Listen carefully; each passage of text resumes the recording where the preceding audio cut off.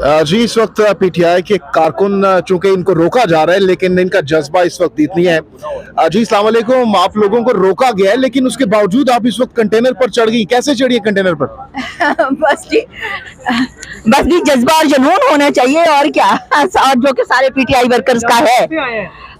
हमारी गाड़ी तो यहाँ से 4 किलोमीटर दूर खड़ी हुई है बिकॉज उन्होंने सारे रास्ते बंद किए हुए थे।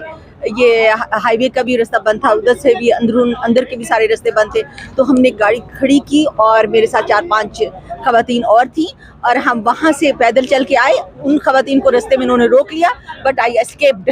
लेकिन इतनी ऊंचाई में कंटेनर मौजूद है इस वक्त, उसके बावजूद आप एक खातून है, मर्द हजरात को दिक्कत पेश आ रही है यहाँ पर चढ़ने में, लेकिन आप इतनी आसानी से कैसे चढ़ गई? वो ऐसा हुआ कि यहाँ पर बहुत ही किसी स्वीट बंदे ने सीढ़ी लगाई हुई थी। अच्छा। तो उस सीढ़ी से मैं भी चढ़ के आई हूँ। अच्छा, जरा आप साथ आइएगा क्योंकि इस वक्त आप आगे तो नहीं जा सकती जी। आप जरा हमारे व्यूअर्स को बताइएगा।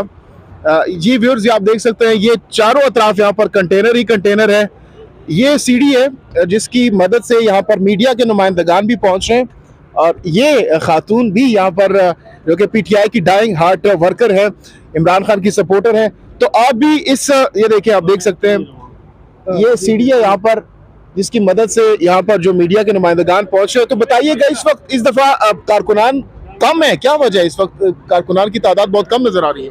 ये कम इसलिए अभी तो पीएम के साथ आ रहे हैं ना लोग। अच्छा। वहाँ तो G13 पे उनके इस्तकबाल के लिए वो सुबह से सब लोग पहुंचे हुए थे और ये कम इसलिए आपको लग रहे हैं कि ना इन्होंने एक रास्ता बंद किया हुआ है और बीच की जो गलियां थी जो लोगों ने अपनी फैसिलिटेशन के लिए बनाई हुई थी वो भी इन्होंने बंद की हुई है। तारे हर तरफ लगी हुई है और बहुत ही मुश्किल है यहाँ तक पहुँचना अनलेस आप बस मरने के लिए तैयार हों। लेकिन दफा 144 नाफिज है, पिंडी में भी इस्लामाबाद में भी, उसकी खिलाफ वर्जी आप लोग नहीं कर रहे।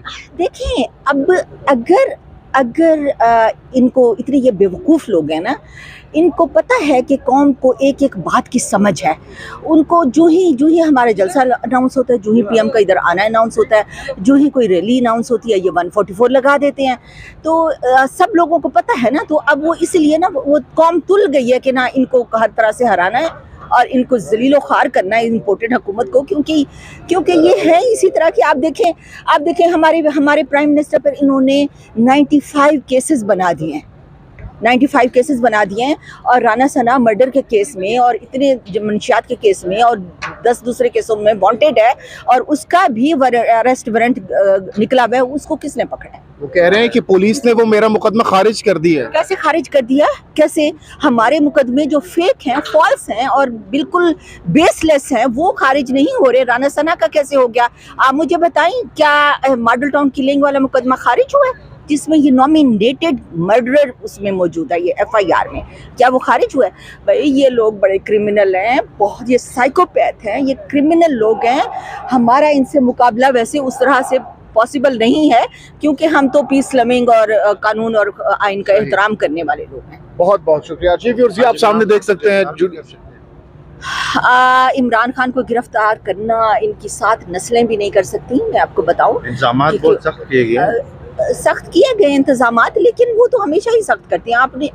अभी मैं लाहौर से होके आई हूँ, वहाँ पे इन्होंने ज़ुबान पर का वो हाल किया हुआ था जैसे आप फ़लस्तीन का या मकबूजा कश्मीर का हाल है जो हुआ हुआ है।